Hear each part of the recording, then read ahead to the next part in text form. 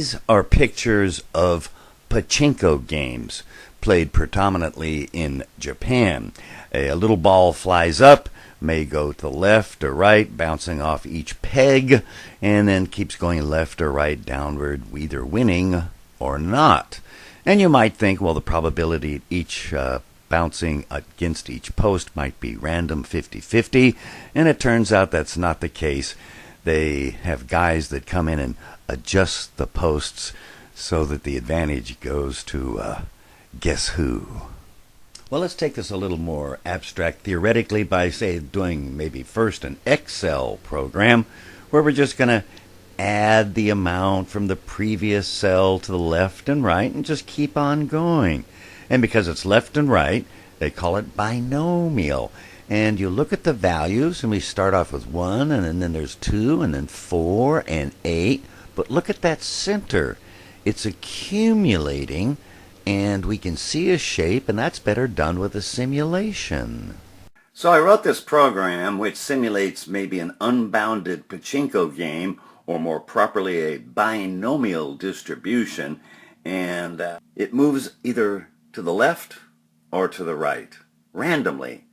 And, well, the likelihood is it's probably not going to be too far different from the center, and it creates a bell curve, kind of like a normal distribution, with one of the main differences being that in a binomial distribution, we have discrete choices, whereas in a normal distribution, you have choices among continuous numbers. That is to say, they can be expressed as a decimal.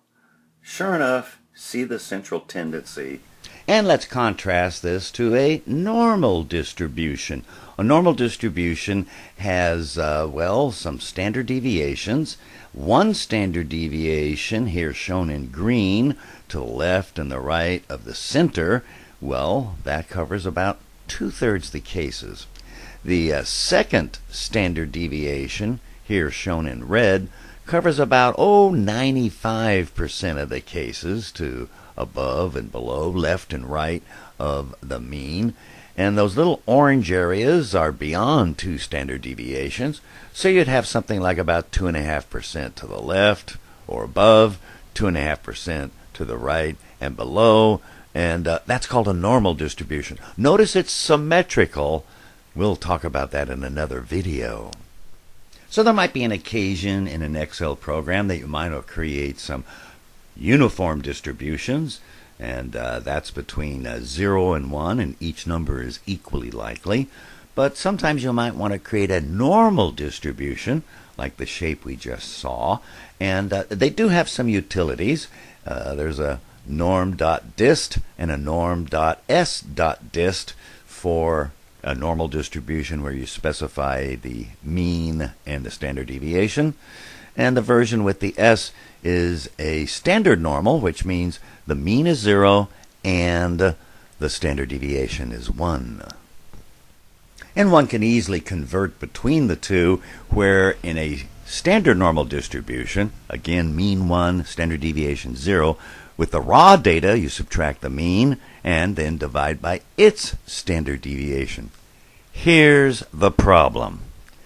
Excel's normal distribution utility has some problems, particularly with autocorrelations, meaning the next number is not really independent from the one before. Also, some studies say its distribution, or shape if you like, isn't quite nice enough. We have a wonderful way around it, and also, by the way, a lot faster and easier to use. Here, we're going to create a standard normal distribution, mean 0, standard deviation 1. And there's the formula. Looks daunting. Ooh, scary formula. It's okay, Dr. Chuck is here. Now, recall, a uniform random distribution comes from the reserved word in Excel equals RAND, left paren, right parenthesis. We don't have to put anything inside, and we're going to use that. Also, we're going to use the reserved word in Excel to create the number pi. 3.1459, I'll stop.